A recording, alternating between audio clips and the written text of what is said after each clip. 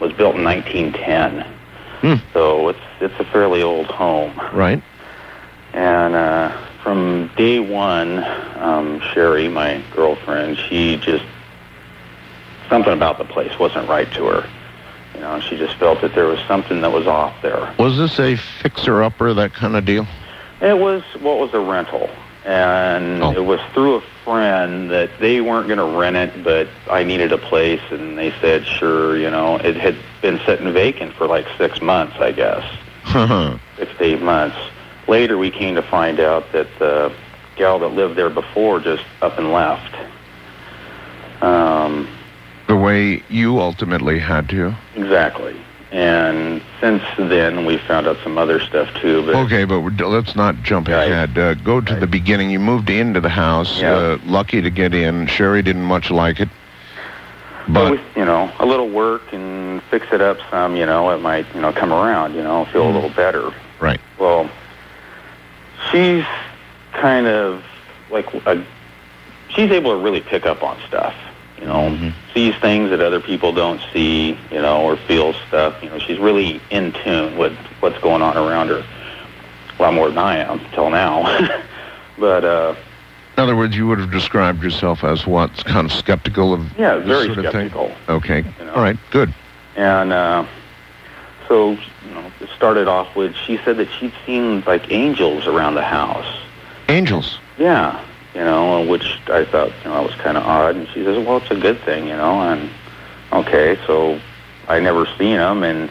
But she said there was always just one out by this tree, and then he'd be in this other room. She had this thing about being in the kitchen all the time, that she felt safe there, didn't like being in any other rooms in the house, especially the front room area. Yeah, rooms can have a feel to them. Sure. And so this went on. And it was kind of funny because every now and then, like, sometimes I'd fall asleep on the couch, and I'd be woke up to, like, somebody whispering in your ear, you know, like, really weird, kind of, like saying something that was like, you know, like, leave me alone, you know, I'm trying to sleep, and look, and there's nobody there. So, you know, I just kind of like, oh, I was dreaming, you know, I just passed it off.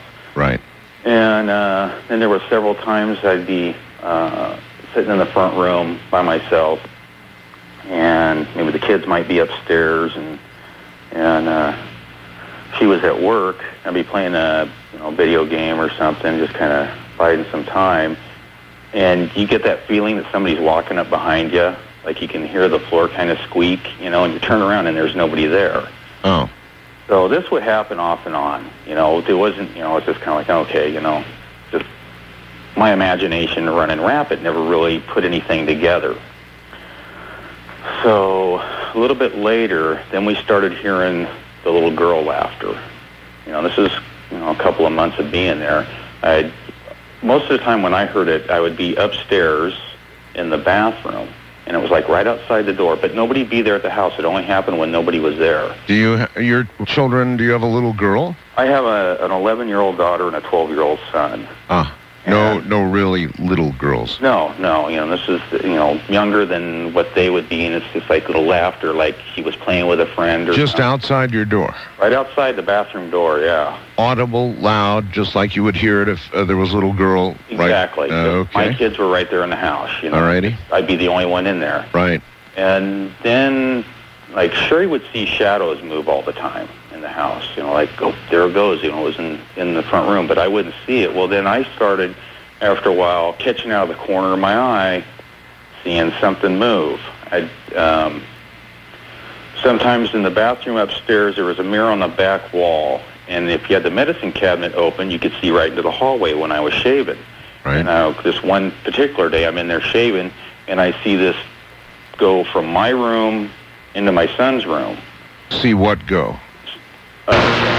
Something black, 4 feet in height, you know, like a kid or something like that. Small. Yeah, so okay. Right after that, my son comes running up the stairs, and I say, you know, hey, Brandon, is there somebody with you? And he's like, nope, by myself. I'm like, okay, just must be seeing things again, you know. So this kind of keeps going on, and then it was kind of odd because that first summer there in the house is real drafty. I mean, it's, really old. It's not insulated. Well, it's, 90 degrees out in the summertime, and when you come home from work, you'd have to go around and open up all the doors to let the heat in because it was so cold in the house that you'd have to wear a coat. Right. And it's like, there's something not right. Sherry kept bringing that up, and I'm like, oh, we got the shade of the trees, skeptics, they try to, make reason out of anything. Yes, the brain struggles to that. Yes. Absolutely. And so this went along, and then her, then went through that winter, and there was just some more activity going on. And then her son come to live with us. He was living out of state and come up. And the first night that he was there, we were talking about, what he's been doing and what's going on. And so we went up to bed, and he slept downstairs in the front room on the couch. I don't know, what time was it? About probably 11:30, like that. Sherry gets woke up by my son's radio in his room blasting. It's like, why did he set his alarm, get up? So she gets up, goes walking in there, and it's just blasting loud. And she's shaking him, trying to wake him up, and he won't wake up. Mm-hmm. And the radio, which he normally has like on all these but goodies and stuff, is saying over and over again, time to kill, which just freaks her out. Time to kill? Yes. So she rips the cord out of the wall, turning the radio off, walks out of the room, and there's Greg is sitting at the top of the stairs, just white as a ghost, looking at her. And he goes, I am not sleeping down there by myself. Can I sleep in your room? Because something has just pinned me on the couch. Ken, hold on. We're here at the bottom of the hour. There's more to this. He was the last caller last night. You didn't get to hear all of this tonight. I'm Art Bell. This is Coast to Coast AM. Then I go to Ken. Ken, if I had encountered a radio blaring out time to kill my child's room, hey, that would be when I'd pack up and haul butt. And that's what some people on Fast Blast are saying here. It would be time to go. Uh-huh. That's one of the things that we have been discussing between ourselves and what was going on, because something would happen like that, yes, or something else, and it seemed like within 15 to 20 minutes time that it was like you never even knew it happened. Like there was some type of control, manipulation, whatever it was, or the power that this thing had. Oh, now, by that, do you mean you didn't remember the event, or do you mean the event just didn't seem? It would just seem like everything just went passive on it. Like there was really nothing going on. It was in the back. Okay. It was like something would push everything to the back of your mind. Okay. I mean, even the stuff that happened to Sherry, that she would be traumatized, and it was within 2 or 3 hours we were back to doing our normal daily routine. Yeah, I guess that's really the way life is. I've had a lot of traumatic events in my life, and they do pass, and life does go on, as the old saying goes. And so, yeah, I understand. Okay. And time and time again we talked about getting out of there, but it just it wouldn't. We'd make up excuses about stuff or something, or it didn't seem so bad. Yeah, or Sherry would try to leave, like, that's it, I've got to get out of here, and I would talk to her, and she would end up staying. Right. And it wasn't until after we were out of there that we were able to really start putting the pieces together. Well, after this business with the radio, what then? How bad did it get? I mean, last night you mentioned that Sherry was physically attacked by something. She was. And actually, the first time was just prior to Greg's attack. It was just before he came. It was like a week earlier. And so I kind of screwed up on my timeline there. But and she was attacked, and we just thought that, well, we won't say nothing to him. She was attacked how? She was sleeping in the bed upstairs and was awoke out of the sleep, being pinned with her face down, because she was laying on her stomach, with her face stuffed into the pillow. And just being pushed into the bed. She couldn't even, she was able to get her head turned around, and there was nobody there. She was just being held down, and it was like... By a completely unseen force of some kind. Exactly. Couldn't see it, but could feel it. All right. Now, Ken, it's not that I doubt what you're saying. Right. But if you would be willing to put Sherry on for a moment, this might be a time when she should describe what happened to her. Okay. Is it... If she's Hold on willing. a second here. Here she is. Okay. Hello? Hi, Sherry. Hi. Thank you, first of all, for coming on. I really appreciate it. Sure. Ken was just beginning to tell me about being pinned down or something in bed, and I thought I ought to hear this from you. Yes. Yeah, I was sleeping, and I just woke up to my face being shoved into the pillow. My body was totally paralyzed. I couldn't move. And it was a terrific amount of weight that was laying on top of me. Did it feel like a body? Body. Or not a blunt weight, but a body? A body. Yes, definitely. Okay. And I had other occasions where it would just come in and just touch my leg. And you could actually see the comforter indent with... you couldn't see anything there, but you could feel it, and you could see the comforter move. And at times it would tuck you in just like you were a child. Not hurt you, just tuck your comforter all the way around you. It was terrifying. And it got to, after that happened, I refused to go to bed by myself. I refused to go to any room but the kitchen. I just sat in the kitchen for almost 2 years straight. Oh, my God. This went on for how? 2 years. Mm-hmm. For 2 years? 2 years. Is it over now? No. I hope it is. We're Christians, and we've been going to church, and we've had people praying for us, and we moved into this house, it's a brand new home, and nobody's lived here. And our first night here by ourselves, I was just rolling over to put my arm around Ken, and this horrible laugh, like it was in a tunnel, but it was right up above us, and it was really... So, whatever this is, it has followed you. It sure seems like it. So it's not even over now. It may be there now. It could be. I haven't felt anything. Have you had physical marks, bruises from I've any... had a bite on my back, in the middle of my back from it. A bite on your back? Mm-hmm. Teeth marks? Teeth marks. It took 6 weeks for it to heal. Oh, my God. How did this happen?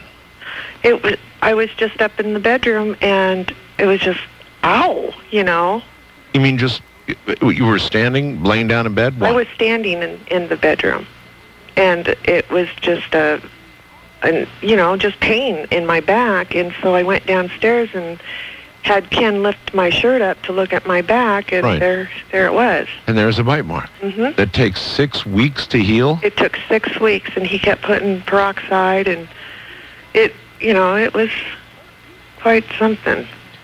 I asked Ken, and I'll ask you too, and maybe you'll have the same answer, but after going in to your son's room and hearing a radio blaring, time to kill, most people would be so out of there, Sherry. Oh, I've tried. I was so terrified. I was so scared. And yet there was some kind of a power that took over, and Ken was such a skeptic. Even though he was hearing the things that were happening, he said, well, nothing happens when you're with me. I take it you were not as much of a skeptic. I was not. I'd never had anything like this ever happen to me before, and I didn't know what it was, but I really believed that I knew I wasn't crazy, and I knew this stuff was really happening to me. Well, what about your children? Well, we kept it quiet. They're very young, and we didn't want to frighten them, but we asked questions to make sure that nothing was hurting them. So they really weren't being affected. Okay, so they weren't being affected particularly. No, but my children, my oldest one's 26, and my youngest one is 22, and they both had incidents with it too. Oh. And the 22-year-old is the one that came into our room and slept on the floor that night that he was pinned. But he had absolutely no clue, because I never mentioned this to him at all until that night when he was attacked, and we told him what had been happening. Well, it sounds like sometimes it was, you say it tucked you in, for example. Yeah. So that almost seems benign. That almost seems friendly. Well, as the story goes, I thought there was just one thing there. But after the end of the story, you'll hear that there might have been several more. Okay, but everything Ken's been telling us is basically the way you remember it, too. Oh, yeah. And even down to the point where after these things would occur, like the radio and the rest of it, we stayed. It would sort of fade from your mind in a way that lessened the importance of what had just happened, in some way causing you to stay? No. I would have anxiety even. I didn't want to go back to the house. I tried to stay away. We were bike riders, and we... So it didn't fade as much for you? Yeah. It didn't fade as much for me. I was terrified. Do you have any sense, any idea of why you thought the kitchen was a safe place? I didn't have the feeling of, any other room, it was just, like it just go up your spine. You could just feel it like breathing on you. And all of that was not present in the kitchen? And it wasn't in the kitchen. So you spent a lot of time in the kitchen, huh? I spent 2 years of I wouldn't go watch TV even. I couldn't sit in the living room at all, which would aggravate the family, but I was that uncomfortable. I could not sit in any room but the kitchen. And then I would stay up and wait until Ken would go to bed at night, because I would not go up and sleep in that bedroom by myself. God, that's like some kind of prison. It was. For you. It was a prison to me. It was really horrible. Okay, well, I may ask you to come back. I don't know, but I wanted to hear your words, and I just have. You can remember as plainly as day that radio blaring out? I can remember everything just as if I'm standing there. Yep, everything is very clear. Okay, let me talk once again to Ken, if I could, please. Okay. Hello? Hi, Ken. Howdy. Okay, so I guess we haven't even heard it all yet? No. There's more. Okay. So, oh, great, the phone's going to start going. Yeah, go up and get the other phone. Let's see, where are we?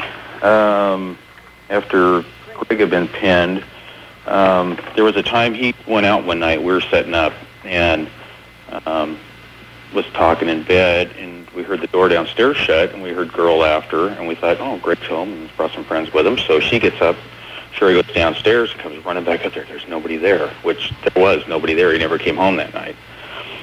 And so just little things like that kept going on until he had a girlfriend move in with him, and Jamie started encountering... It sounds like you're getting ready to change telephones here or something. Yes, I am. All right, well, that's not a problem.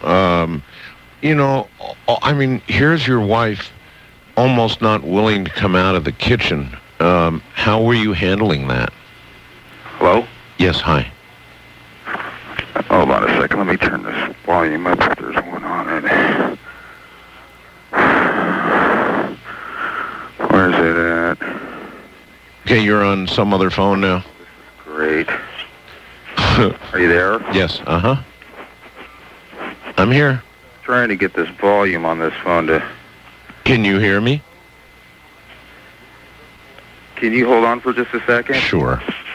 Sounds like we are having technical difficulties. I got a phone problem. Yeah, I can tell. Oh, great. I'm hearing you all right. And there we go. And by the way, you need to turn the radio off in the background if you can. Okay, she's downstairs with the other phone. She must have just hung it up. Okay.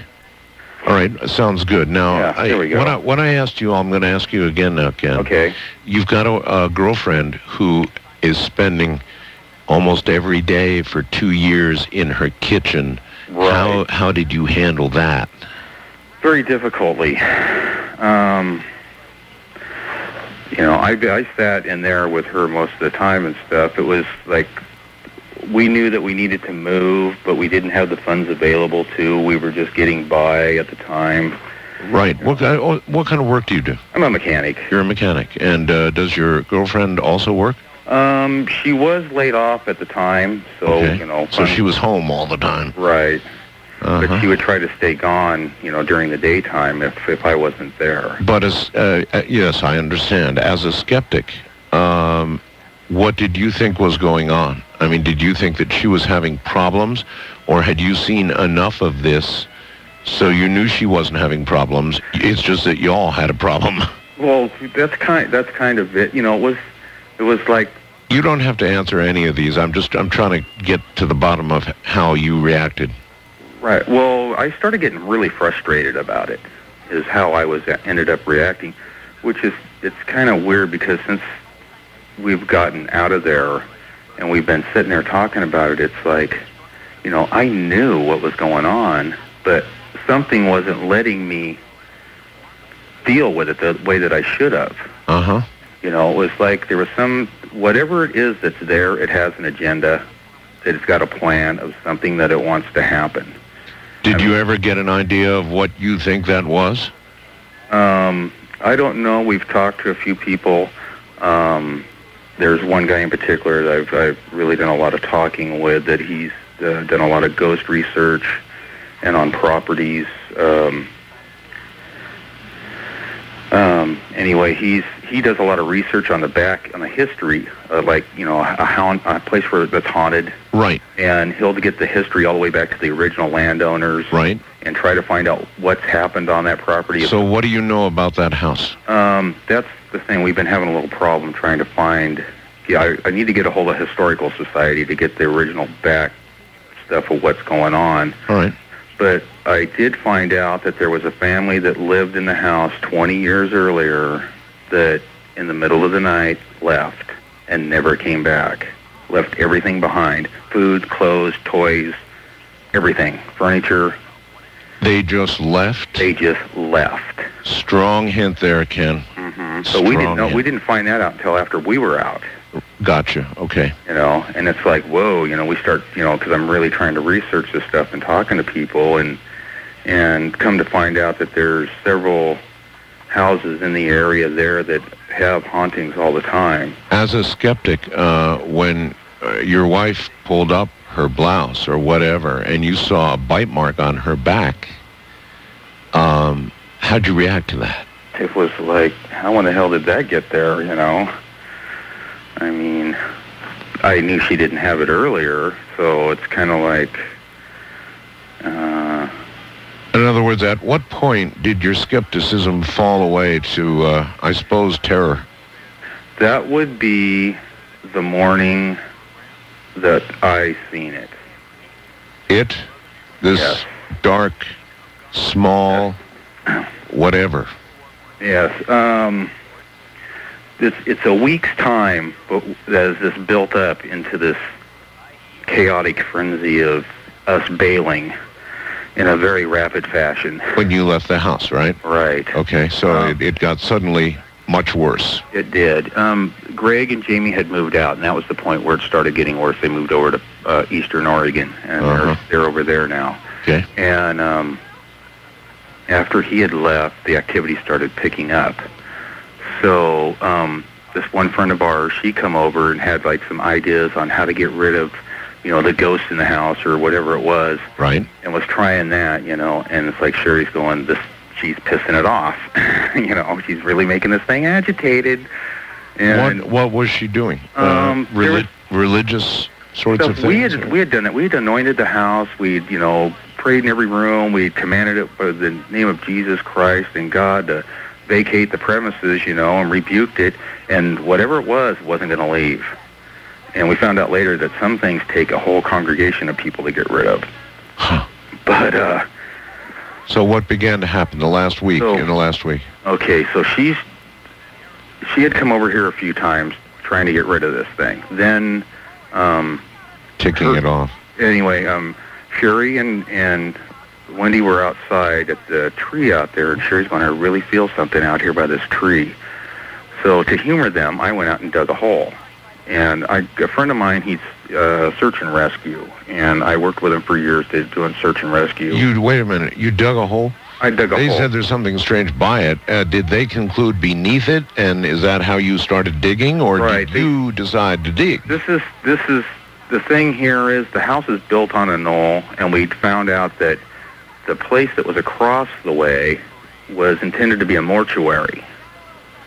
So that leads me to believe that in the pioneer days, they used knolls as like family burial sites. Well, Ken, what did you think you were digging for? I don't know. I was going to dig a hole to appease them so that I could get some rest. This is 9 o'clock at night in the dark with the light. I'm out there digging this hole. I'll tell you what, I'll call my friend up, have him come over with his dog that he uses for finding buried people or drowning victims. Yes. And if it hits on the hole, then we've got something. If it doesn't, okay, you know. So we go to bed that night, get up in the morning. Sherry was working at that time. She left just before I got up. I got up, come downstairs, and I'm pouring a cup of coffee and look out the window, and the hole's filled in. What? Yeah, the hole's filled in. How much of a hole had you dug? I dug it like it's 2.5 feet around by 3 feet deep. That's a big hole. Yeah, and it's filled back in. And so I called her. She called me on her lunch break, and I asked her if she filled the hole in, and she said no. And I talked to Wendy, and Wendy said no. And I was like, okay, and nobody filled the hole in. How to get filled in?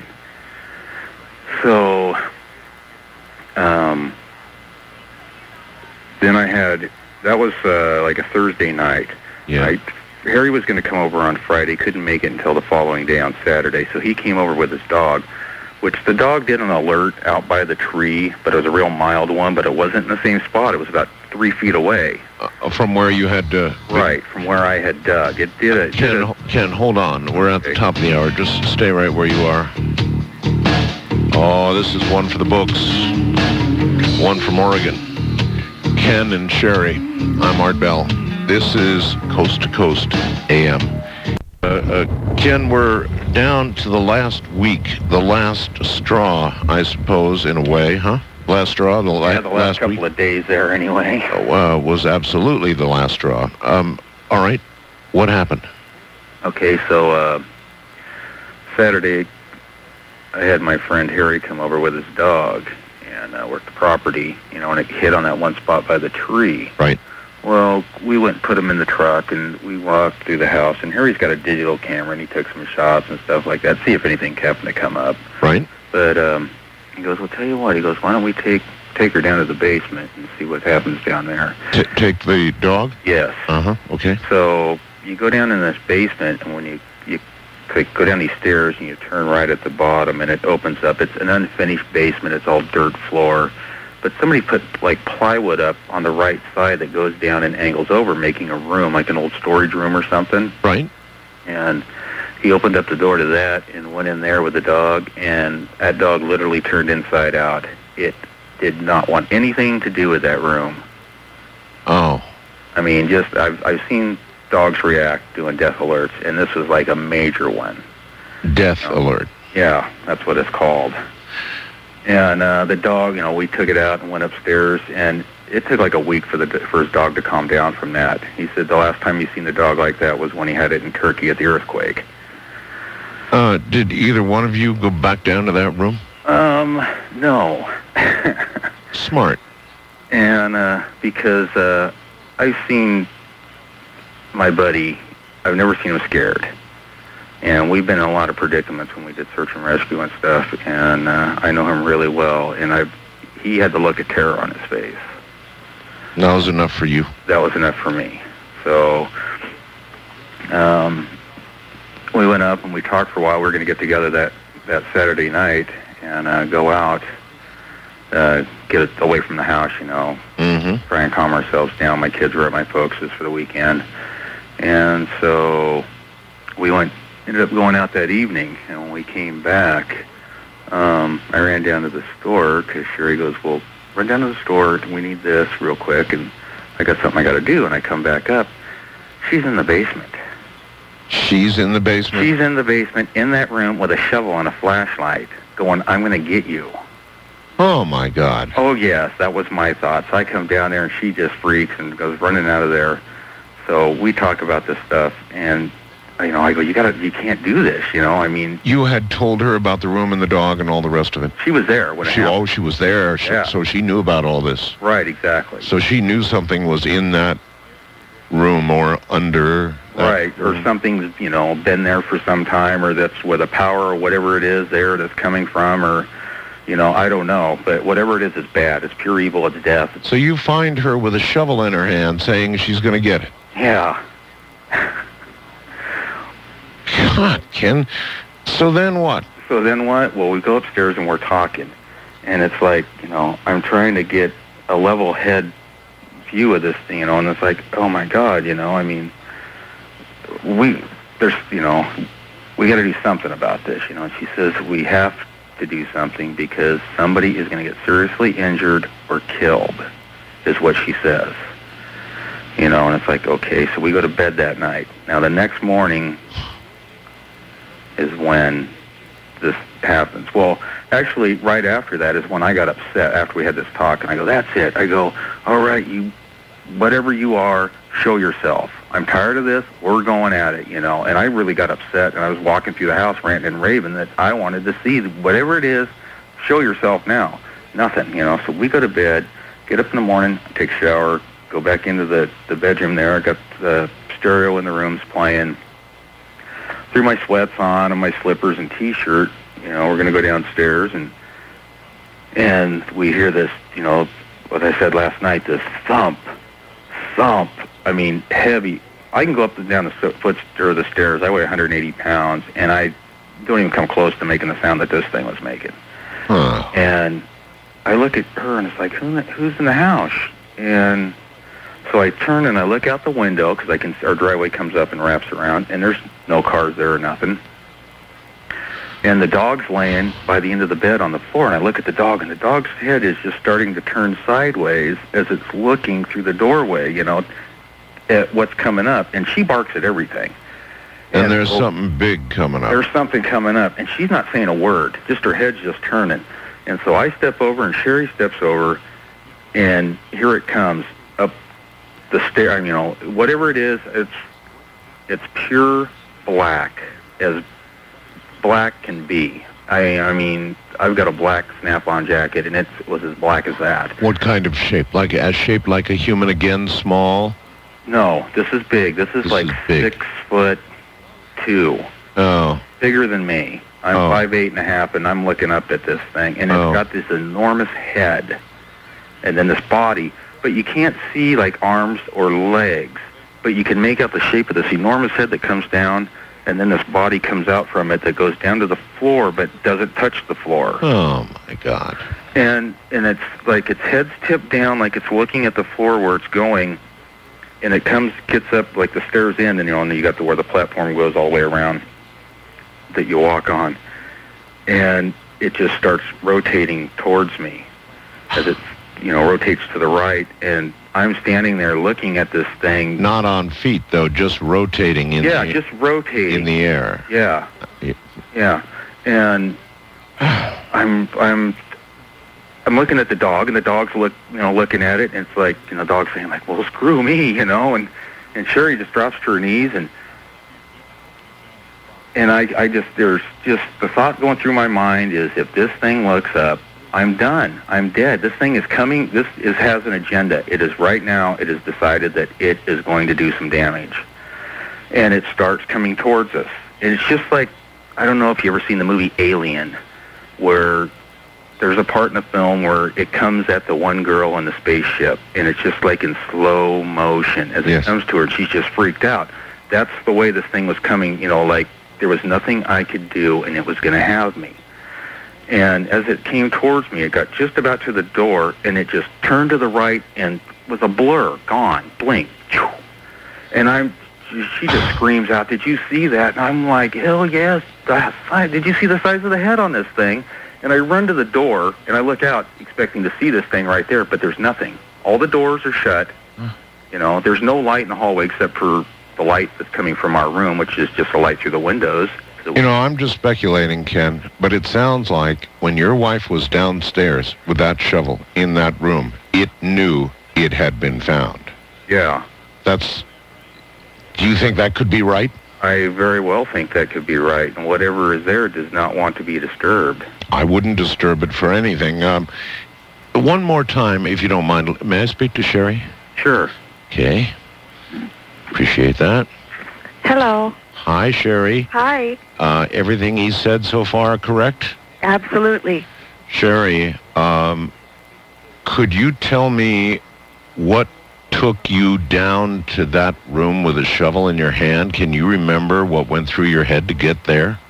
Yes, I was so fed up with all the stress of it, and I just wanted it to be gone. And I believe that whatever was in the house was probably buried down there because of the way the dog acted. Right.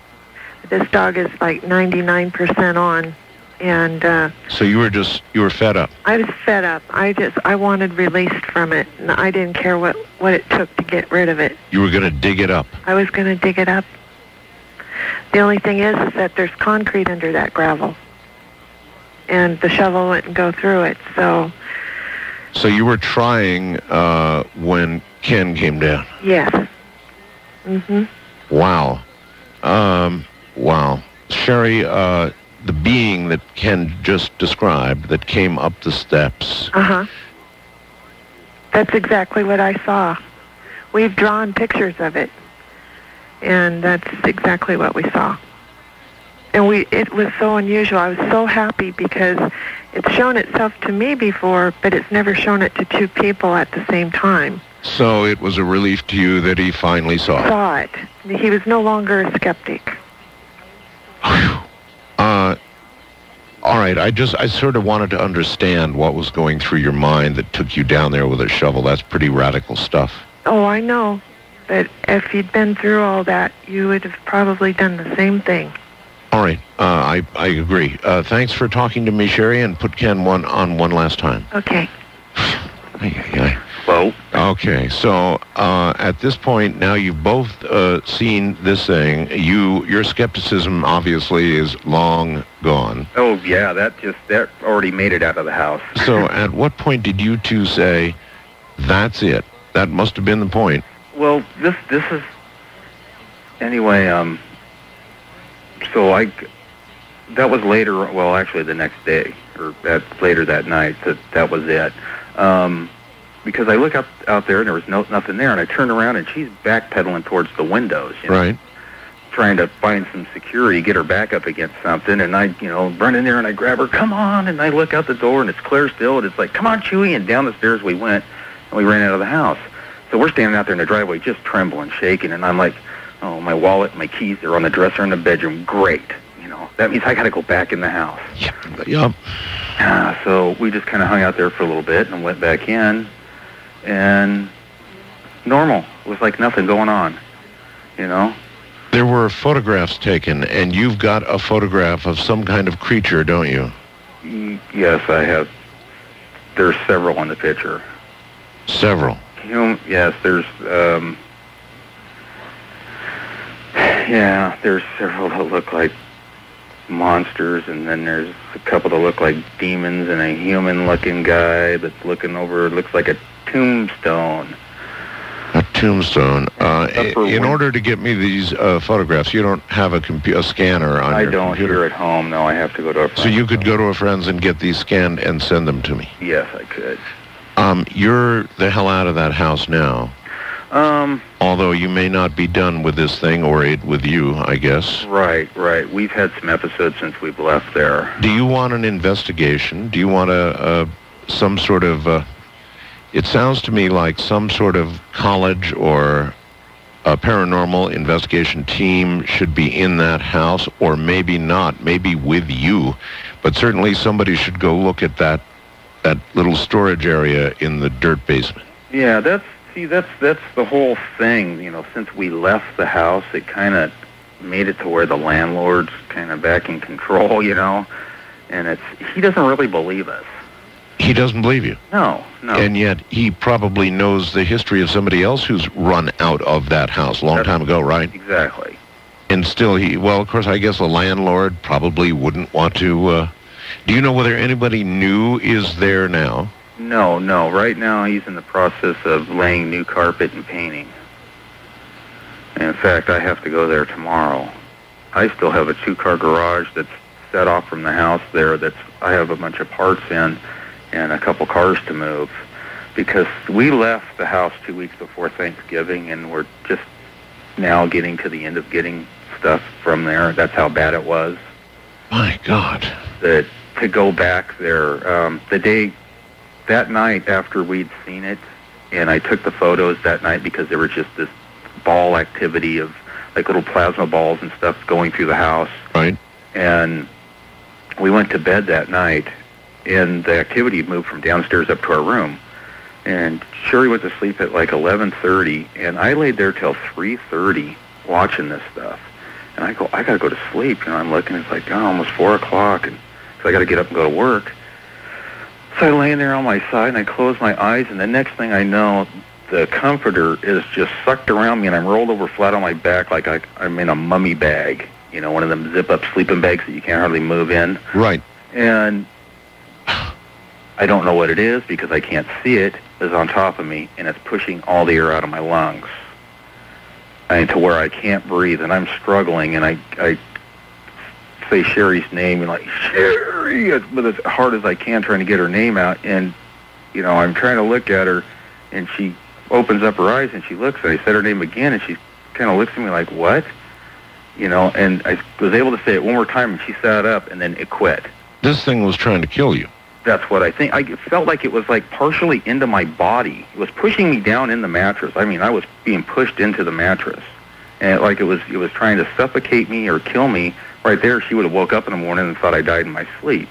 So in your opinion, the landlord wouldn't have a thing to do with any sort of investigation of this house? I really highly doubt it. Do you feel like you should be talking to the people who are going to next rent it and warning them? I very well probably will. You know, we've discussed this, that could end us in some type of lawsuit or something like that, but... You're right. To have somebody go through what we went through, I don't want to see that, because whatever is there is evil. How convinced are you that whatever it is may have followed you and be with you now? Because when we moved from there to the other house we were at, we had several incidents that happened there, and then it managed to calm down, and we got the house that we're in now, and we had been moving stuff in here. My kids were staying the night at their friend's house over by the old place, and we were here alone. The first night alone in the house. Here she was laying there in bed, and she like literally jumped on top of me. You know, she goes, "I'm scared," and I hear this, this echoing, like kind of in a dimension, but not the one that we're in, like in a tunnel. You know, like if somebody off in the distance. Yeah. Going from the bed out the doorway of the bedroom. And I just thought, like, you bastard, you know, here's this evil laugh, like, I found you. Yeah. You know, guess what? But that's the last thing that's happened here. It's really odd. And yeah, we've been going to church every week, and, you know, this